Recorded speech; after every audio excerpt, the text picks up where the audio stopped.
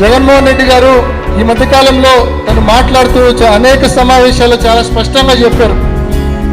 కార్యకర్తలు నా కోసం, పార్టీ కోసం ఎన్ని అవమానాలు పడుతున్నారో, ఎన్ని ఇబ్బందులు పడుతున్నారో చూస్తే మనసు కలిచివేస్తా ఉంది, బాధేస్తా ఉంది.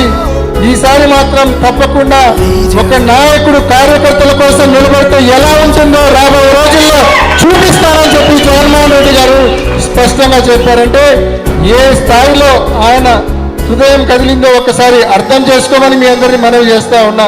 తప్పకుండా, ఎందుకంటే జగన్మోహన్ రెడ్డి గారు ఏది కూడా ఊరికే మాట్లాడే వ్యక్తి కాదు, ఊరికే మాట్లాడే నాయకుడు కాదు. జగన్మోహన్ రెడ్డి గారు ఏదైనా మాట్లాడాడంటే దాని మీద నిలబడే నైజమున్న నాయకుడు జగన్మోహన్ రెడ్డి గారు. కాబట్టి తప్పకుండా రాబోయే నెక్స్ట్ టర్మ్ జగనన్న 2.0లో తప్పకుండా కార్యకర్తలు, ప్రజలు రెండు కళ్ళుగా జగన్మోహన్ రెడ్డి గారి ప్రభుత్వం ఉంటుంది.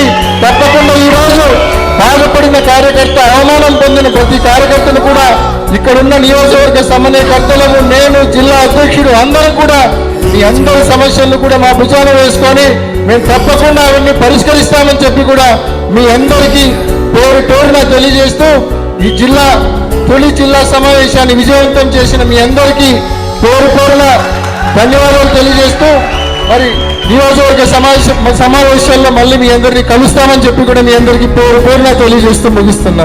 జై జగనన్న, జోహార్ వైఎస్ఆర్.